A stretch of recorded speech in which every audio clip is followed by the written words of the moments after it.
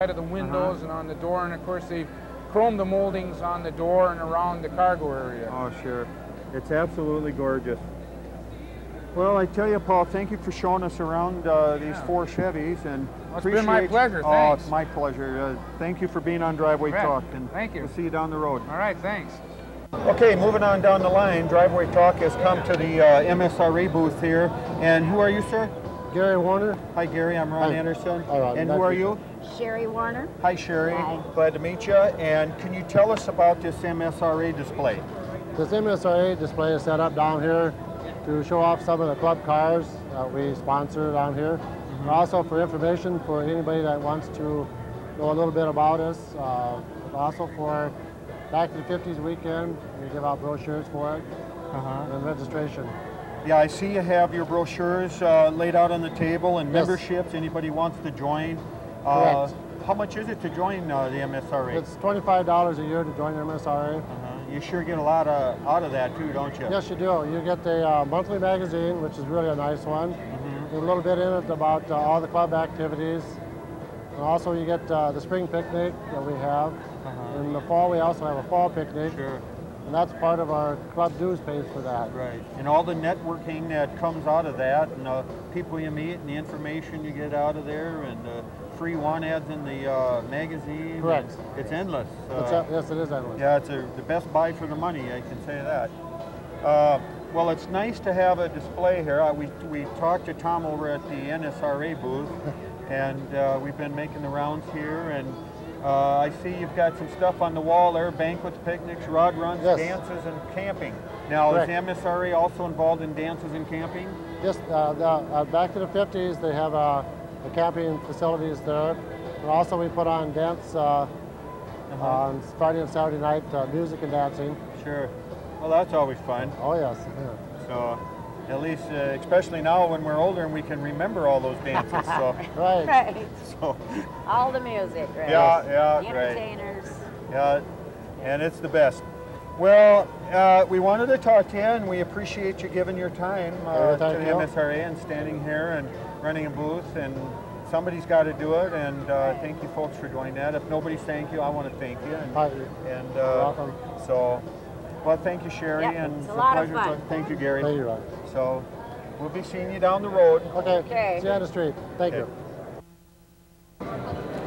Hi, back at World of Wheels 2000, we've run across this beautiful car. Who are you, sir? I'm Roger. Hi, Roger. I'm Ron Anderson, and we're on Driveway Talk here. And I know about your car, but I want you to tell the viewing audience about it. Now, this car was voted what? Street Run of the Year by the MSRA. Street Run of the Year, voted by the MSRA. Right. And what is this here? Chevy? This is a 48 Chevy two-door.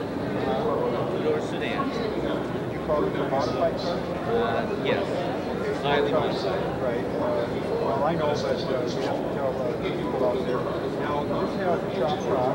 Yeah, it's a 5.5 inch chop top with a brake roof, which means the chop is more in the front than the back. And then it's got the slanted poles, the rain gutters are removed, skewed windshield, back glass. A lot of work. Tremendous amount of work. Did you do a lot of the work yourself? Yes, I build cars for a living, so this car has taken me 15 years to build. It's just an enormous amount of time to do. You know, I Legion down paths, well, you can't just build cars sometimes. You gotta buy houses and everything else, so everything interrupts it. So you build cars for a living? Yes. Okay, and then Mel now I see, of course, what kind of paint is on here? This is just a base coat and clear coat, you know, catalyzed enamel. It's school bus yellow. Oh, it's the same color as on a school bus. Wow, sure stands out, jumps out at you. Now, how did you come by this car? How long did you have it? I got it in '83, and I got it from another friend of mine that had it, and it's like, I got it for him for $200, just a rusty pile. And it was just a matter of perseverance, and I had a real good direction with what I wanted. And the ultimate car that I always wanted has to have a chop. So that was definitely #1 on my agenda, was this car. Right. love the truck. Oh, I do I have too. a 49 American. I wish mine was probably a bit more chubby. A lot of work into that. Do you do body and paint work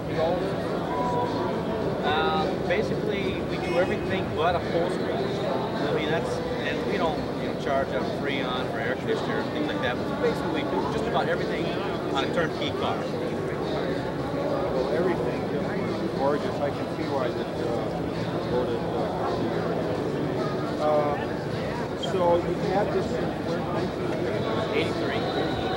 And was it local? Was it a Minnesota? Yeah, it was a Minnesota car. I believe it was from North Dakota, but as far as I knew, I didn't know anything but a Minnesota car. So I had the normal Roth on it, sanitizing procedure, and the chassis basically is the only thing stopped is the two frame rails. Everything has been changed in between.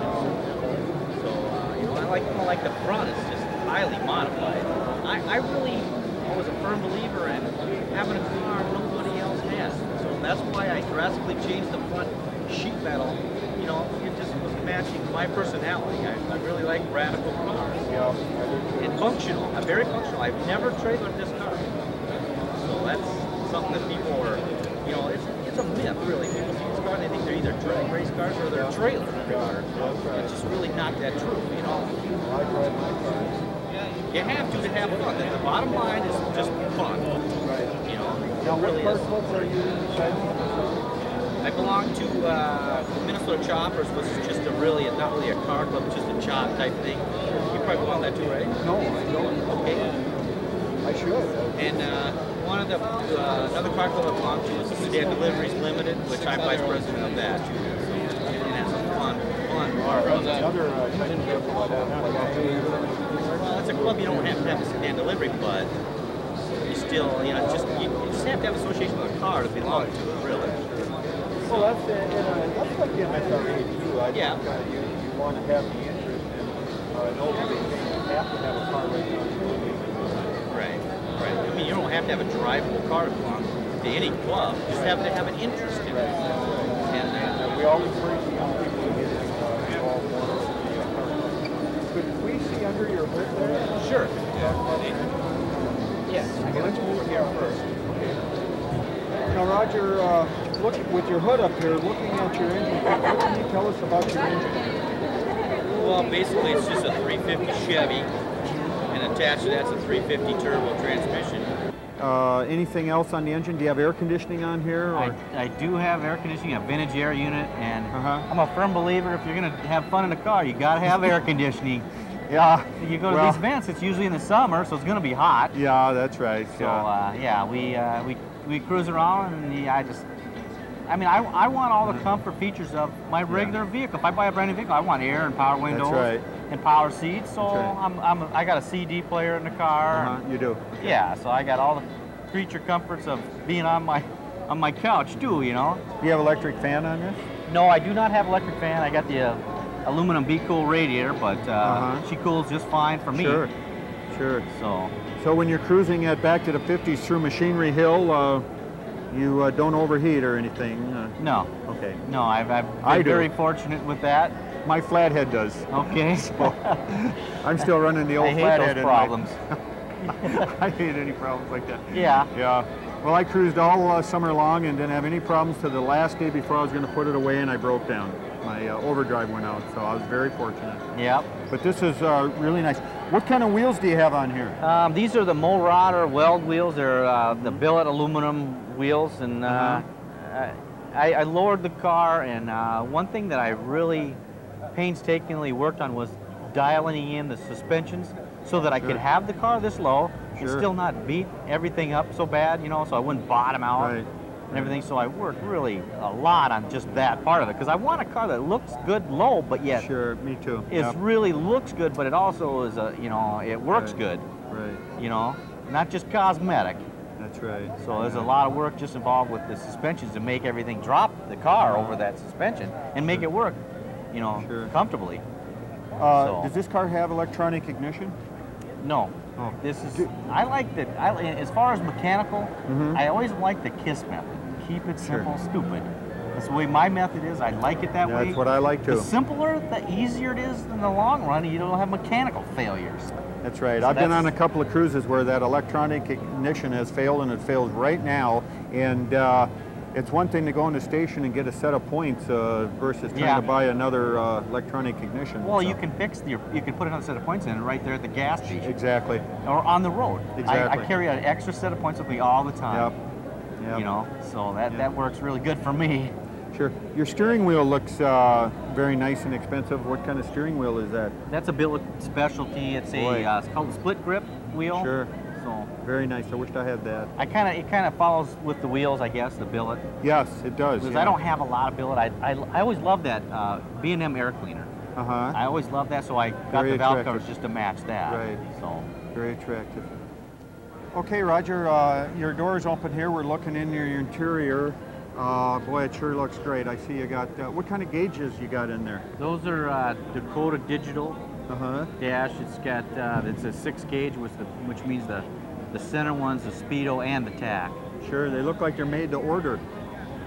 Wow, that's really nice in there.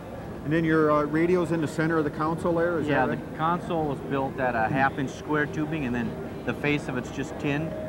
And it's got the radio in there, the CD player, I should say, and then it's also got a hidden compartment for a glove box underneath the center console. Boy, your carpeting, everything is, oh, it's just gorgeous. And then I see on your door there, your armrest. What a large armrest there. That's kind of unusual, isn't it? Yeah, I wanted something that flows. Comfortable? I really, when I started designing the interior, I wanted the interior to be as creative, if not just as much as the exterior of the car. Sure. I spent so much time on the exterior, while I wanted the interior, you know, as nice. So that's kind of my theme there. So I just created my own armrest. I would go to shows and get ideas and pictures. I'd take pictures of specific ideas, and I'd develop the film, and I'd write down, this is what I like. I like these little ribs or inverted ribs, stuff like that. So that kind of carried over to, you know, a lot of the things I wanted to design myself. And it goes around in a circle because the car companies get their ideas from us, don't they? Yes. Yeah, I really believe that. No, they do. I believe that. Yeah, they do. Yeah. I wouldn't be surprised if in a couple of years you'll see all the armrests like this. Yeah. Now. But this is great. And I see your exhaust comes out just ahead of your back wheels there. That's kind of nice. Yeah. It's really hard to get a exhaust over a lowered car that's been lowered so much. You can't get it over, and you don't want it hanging too low. Right. So I went between the frame and the leaf spring, and I had to pinch the flatten the exhaust out to get through there and dump it out in front of the tire. Sure. So. Well, this is great. Now, is your trunk, is this an automatic lift up here? No. Oh, I see. Okay. I just got it propped open. Okay. So I can get in it easier, I guess. Okay. Well, I want to thank you, Roger, for being on Driveway Talk, and it's a pleasure talking with you, and I can see why... it's a pleasure to meet you guys. Oh, I tell you, I can see why you got Car of the Year, because it's a great car, and I'm honored to interview you, so... Well, I'm honored to be Car of the Year, there's no doubt about that. Yeah. Really a pleasure. Well, we'll be moving on, and thank you for being on Driveway Talk. No problem. Here we are at 2000 World of Wheels, and we've stopped at the NSRA booth. And who are you, sir? My name is Tom Walbert Jr. I'm the NSRA state rep for the state of Minnesota. Hi, Tom. I'm Ron Anderson. Nice to meet you. And can you tell us about NSRA? What does that stand for? Well, NSRA stands for the National Street Rod Association. It was founded in 1970 to get a bunch of street riders together and have a controlled environment to have some fun. And the NSRA is in all 50 states? Yep. Or? Yeah, the National Street Rod Association is based out of Memphis, Tennessee. They've got 7 divisions, and there's an event in each division, a divisional event in each division. Okay. And now you're here to answer questions for people about the NSRA today, is that? Yeah, I'm here signing up people for the events and for membership for the National Street Rod Association. And you also do safety inspections at car shows, is that right? And we do a what we call a 23-point inspection. There's 23 items on a list we check out on the cars and make sure they're safe operating condition, and just a second set of eyes to make sure they're good. Right. Oh, well, my Mercury is safety inspected, at least good. For 99. So, now, for people who don't know, is there any cost to this? How do they do this? How does somebody out there that has an old car that has never had its safety inspection, is there anything that he has to be scared of if say his emergency brake don't work and he don't want to do this because he might get turned in? Is there anything like that? No, there's no legal limitations to it, but it's just another second set of eyes to look at the car and make sure it's safe.